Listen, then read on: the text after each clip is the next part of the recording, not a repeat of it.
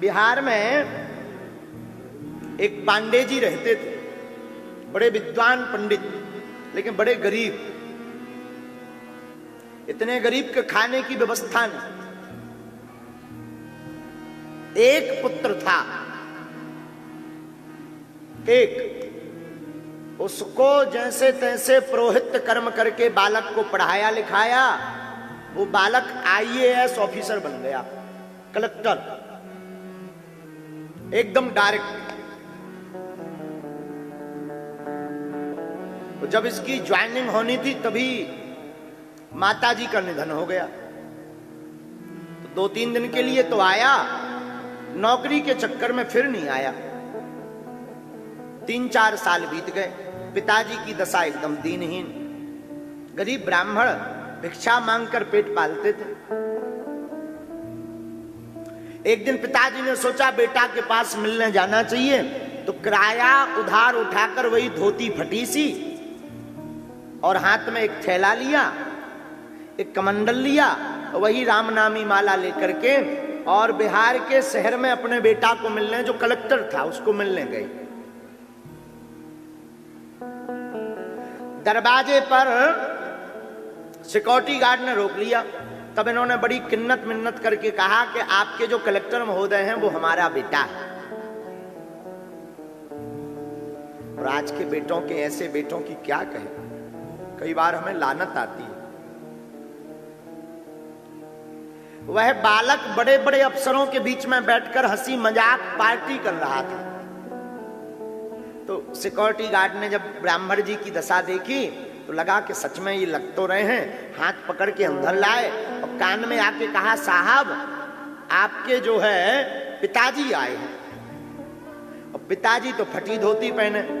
बालक ने फटी धोती देखी। अब बड़ी बड़ी मैडमें, बड़ी बड़ी अधिकारियां और अधिकारी टेबल पर बैठे पार्टी कर रहे थे। इस बालक ने सोचा कि बताओ ये क्या कहेंगे, इनके पिताजी ऐसी हालत में ऐसे रहते हैं, छवि खराब ना हो जावे। ये इतना निकम्मा निकला कि पूरी समाज में बोला। लोगों ने कहा कि आपके पिताजी आए हैं। मित्रों ने कहा नहीं नहीं, हमारे पिताजी नहीं, हमारे पिताजी के मित्र आए हैं जो पिताजी जैसे ही हैं। पांडे जी की आंखों में आंसू आ गए। राम राम राम राम राम। पूरी जिंदगी जिस बालक को बनाने में लगा दी, दरअसल हम इसके पिताजी के मित्र नहीं हैं, इसकी माताजी के मित्र थे। और इतना कहकर के पांडे जी ने प्रण लिया कि अब लौट करके ना हमें घर जाना है, ना लौट कर इससे कोई नाता रखना है। तुरंत दौड़कर श्रीधाम वृंदावन चले गए। वो बालक अभी भी जीवित है। खूब मनाया उस बालक ने, लेकिन लौटकर पांडे जी नहीं माने। भगवान के भक्त बन गए। खूब रोया बालक, बड़ा पछताया, लेकिन लौटकर नहीं माने। इस कथा का तात्पर्य हम आपको ये निवेदन करना चाह रहे, भगवान की कृपा से, पिता माता की कृपा से तुम्हें अगर कोई पद मिल जाए ना, कोई दिक्कत नहीं, भगवान करे उससे बड़ा पद तुम पा जाना, पर कभी अपने माँ बाप की इज्जत करना मत भूलना। अभी कुछ दिन पूर्व हम काशी गए थे, काशी, माता पिताजी के साथ। हवाई जहाज से पहली बार माता पिताजी के साथ हमारी माताजी बैठी, पिताजी बैठे, हम बैठे, यात्रा की पहली बार, कुछ दिन पहले। सत्य घटना बता रहे हैं। वहां अधिकारियों को पता लगा, सब अधिकारी जो है मिलने के लिए, स्वागत करने के लिए एयरपोर्ट आए। वहां हम ठहरे। दूसरे दिन प्रातः काल विश्वनाथ जी के दर्शन करने जब गए तो काशी में हल्ला हो गया, बागेश्वर महाराज आए हैं। तो गेट पर खूब लोग मिल गए। वहां के एक जो उच्च अधिकारी थे, एसडीएम और आईएएस महोदय, वो दोनों जो है हमको दर्शन कराने ले जा रहे थे, हमारा हाथ पकड़कर। अंदर गए तो अंदर उस जिले के मुखिया, कलेक्टर महोदय खड़े हुए थे। तो उन्होंने कहा कि आप आ गए, आपके साथ कोई और तो नहीं है गुरुजी, ताकि हम उनको भी बुला लें। आपके साथ और कौन आया है? पता नहीं अचानक हनुमान जी ने कैसी हमारी वाणी निकाल दी। हमने कहा श्रीमान जी हमारे साथ तो कोई नहीं आया, हम खुद अपने माता पिता के साथ यहाँ आए। महाराज वो बात कैसे निकली हमें भी होश नहीं, अब वो इतिहास बन गया, हमें भी होश नहीं कैसे निकली। वो अधिकारी महोदय इतने गदगद हो गए, माता पिता को तो बुलाया सो तो ठीक है, जब रात को हम ठहरे तो वो रात को सापत्नीक सहित दर्शन करने आए, परिवार को लिवा करके। बोले महाराज जी आपके पास क्या सिद्धि है, क्या चमत्कार है, हमें इससे तो मतलब नहीं, हमारी तो प्रोटोकॉल की ड्यूटी है, आपका नाम हमें मिला तो हमने सोचा हम दर्शन करें, लेकिन क्षमा करना आपने हमारा दिल जीत लिया महाराज जी। आज तक जितने भी लोग विश्वनाथ मंदिर आए उनसे पूछते थे कि और कौन कौन आया, तो वो कहते थे कि हमारे साथ हमारी माँ भी है, हमारे पिता भी है, लेकिन पहली बार हमारा दिल किसी ने जीता है जिसने ये कहा हो कि हम माता पिता के साथ आए। अब इतने गदगद भये, इतने गदगद भये कि उनको कोई बहुत बड़ा प्रोटोकॉल भी था, उसमें नहीं गए। वो हमको छोड़ने के लिए वापस 2 दिन तक पीछे लगे रहे हमारे एयरपोर्ट में, जब तक हमको हवाई जहाज पर बैठा नहीं दिया तब तक हमारे साथ रहे, और 1.5 महीना बाद बागेश्वर धाम भी दर्शन करने आए। ये माता पिता का आशीर्वाद है। तो हम लोग गलती क्या करते हैं, एक भाई से किसी ने पूछा सज्जन से, माता जी किसके साथ रहती हैं? उसने बड़ा प्यारा जवाब दिया, बोले माता जी किसी के साथ नहीं रहती, हम आज भी अपने माँ पिता के साथ रहते हैं। अब आजकल तो बंटवारा चल गया, माता जी बड़े भैया के हिस्से में, पिताजी हमारे हिस्से में, माता जी छोटे भाई के घर पे खाना खाएंगी, पानी यहां पिएंगी। अरे राम राम राम, कभी माँ ने बंटवारा नहीं किया कि आज हम केवल बड़े बेटा की सेवा करेंगे, छोटा बेटा भूखा रहेगा, आज हम केवल छोटे बेटा की सेवा करेंगे, बड़ा बेटा भूखा रहेगा। क्या कभी किसी माँ ने ऐसा किया? जवाब दो।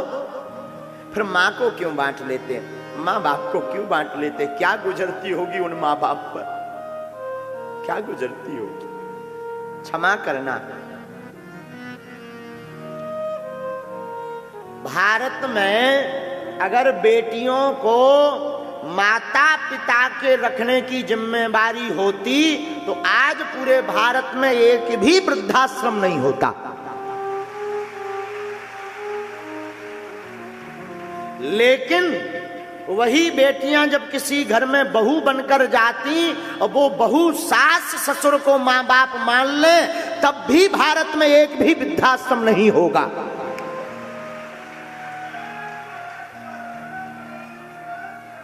एक वृद्धाश्रम नहीं होगा भारत में, एक वृद्धाश्रम नहीं होगा। लेकिन आज वृद्धाश्रम भरे पड़े हैं, वृंदावन में वृद्धाश्रम भरे पड़े, बड़े बड़े शहरों में।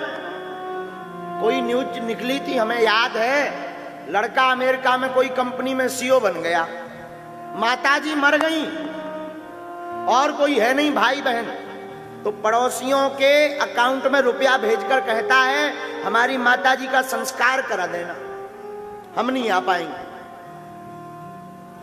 और दिल्ली में कोई घटना घटी थी, 1 माह बाद जब दुर्गंध आने लगी कमरे से, तब पड़ोसियों ने पुलिस को फोन लगाया, तब खबर लगी कि 1 माह पहले ये शरीर में माताजी थी वो मर गई। हम क्षमा मांगेंगे आपसे, बड़े बनो, भगवान करे ईश्वर आपको इतना बड़ा बनावे कि आपसे बड़ा दुनिया में कोई ना होवे, पर इतने बड़े मत बनना कि माँ बाप से बड़े बन जाओ। जहां जाना माँ बाप को लेकर जाना। और आज तक जो माँ बाप पर तुमने भूल की सो हो गई, कोई दिक्कत नहीं। आज जो जो कथा सुनकर जा रहे, घर जाना माँ बाप को प्रणाम करके एक बार क्षमा जरूर मांग लेना, एक बार मांग लेना, एक बार मांग लेना, कुछ नहीं बिगड़ेगा, कुछ नहीं बिगड़ेगा। माँ बाप गदगद होकर के इतनी दुआएं देंगे तुम्हें, इतना लाड लड़ाएंगे, इतना लाड लड़ाएंगे कि पूरी दुनिया की खुशी तुम्हें आज ना मिल जाए तो हमारा नाम बदल देना। आज जाकर तुम प्रणाम जरूर करना अपनी माँ को। सासू माँ हो, ससुर जी हो, जो भूल हो गई सो हो गई, हम क्षमा मांगते। देखना तुम्हारा घर कल से ही मंदिर बन जाएगा। पर तुमको ये दरबारों में आने की, कलेश शांति की, ग्रह शांति की पूजा, टोटका, उपाय, ये सब तुम्हें करने की आवश्यकता नहीं पड़ेगी। माता पिता की पूजा ही तुम्हारे लिए उपाय होगा।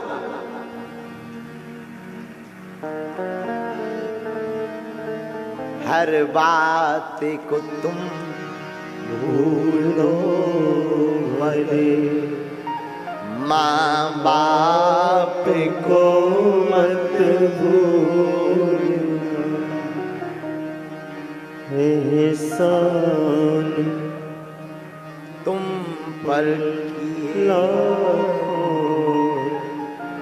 इस बात को मत भूलो। माँ बाप के एहसान तुम पर लाखों, इस बात को मत भूलो। हर बात को तुम भूलो, माँ बाप को मत भूलो। और ज्यादा कहेंगे तो हम डूब जाएंगे, फिर कथा नहीं बोल पाएंगे, हमारा चित्त यहीं चिपक जाएगा।